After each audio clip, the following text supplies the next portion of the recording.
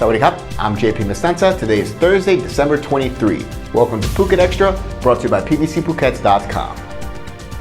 Nightlife workers led by the Empower Foundation protested at the government house on Wednesday, calling for financial relief to those in the sector affected by the COVID pandemic.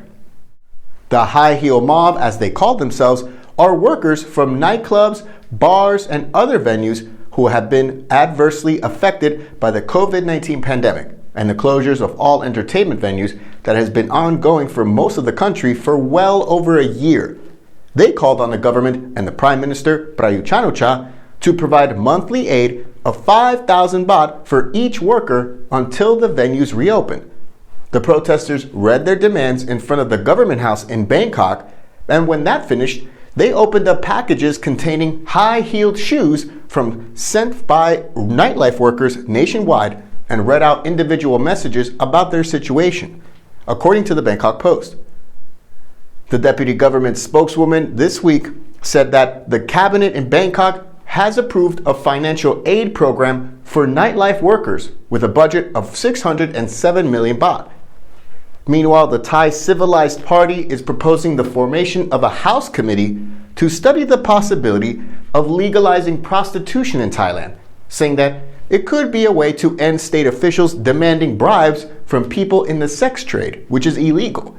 The deputy party leader of the Thai Civilized Party was quoted as saying that legalizing prostitution would benefit more than 500,000 prostitutes nationwide and would bring in more tax revenue for the state. For more, visit the link in the description.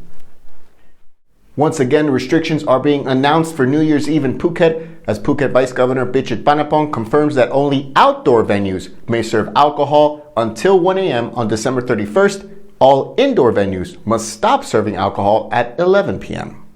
Earlier this week, a new order was issued by the Phuket governor that restricted alcohol sales and consumption to 1 a.m. on New Year's Eve.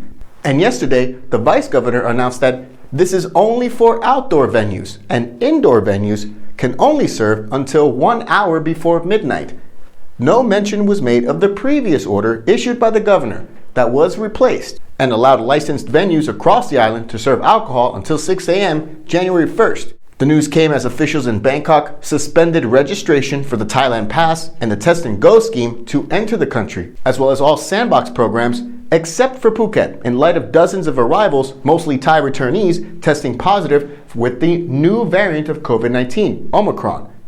In addition, the Phuket Vice Governor said they expect the Amazing Thailand Countdown 2022 at Sapan Hin on December 31st, which will feature Italian tenor Andrea Bocelli, to attract under 4,000 people, as all entrants must pre-register online, prove they are fully vaccinated, and test negative for COVID prior to entering.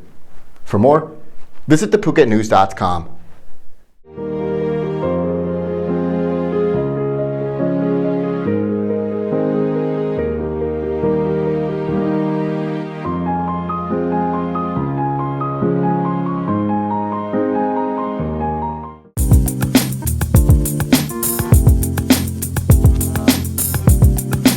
Quality guaranteed since 2012. Call M Painting today. Member of Parliament Sira Jenjaka, the same man who spearheaded efforts against the Peak's residences here in Phuket, he's now being told to vacate his seat after the Constitutional Court ruled this week that he was unsuited for the position due to a prior fraud conviction in a criminal case. Jenjaka, an MP from the ruling Palang Prachara Party for Bangkok's Constituency 4, was convicted of fraud by a court in Pathumwan back in 1995 and sentenced to 8 months in jail, but that was halved to 4 months after he confessed. In January of this year, a petition was filed by the leader of the Seri Ruam Thai Party and forwarded to the Constitutional Court for decision. This Wednesday, they ruled that he was unqualified to serve as MP, citing Section 98(10) of the Constitution that prohibits a person convicted in a criminal case from standing for elections to the House of Representatives. And now a by-election is set to take place for his now vacant seat, most likely at the end of January. Jenjaka served 4 months in a Thai jail for fraud and is now unseated. Meanwhile, earlier this year, Thamanat of the same ruling Palang Prachara Party, an MP from Payao province, was allowed to remain on as MP and hold his ministerial positions despite having served 4 years in an Australian prison for heroin trafficking.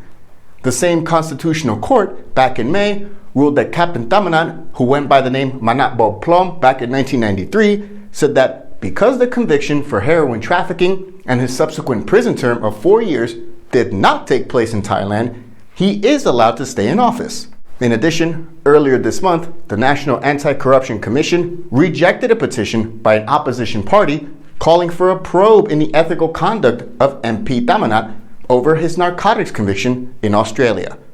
For more, visit the link in the description. Phuket COVID cases have reached 38 total over the past 24 hours, which raises the total for this month to 1,380 cases for an average of 63 per day. The Phuket COVID death toll for this month remains 6. At this rate, Phuket will easily end the month with fewer cases and deaths compared with November, when 2,300 total cases and a death toll of 18 were recorded. Since the pandemic began, Phuket has seen 19,415 cases, along with 146 total COVID deaths. Thank you so much for joining us on this Thursday edition of Phuket Extra, brought to you by pbcphuket.com.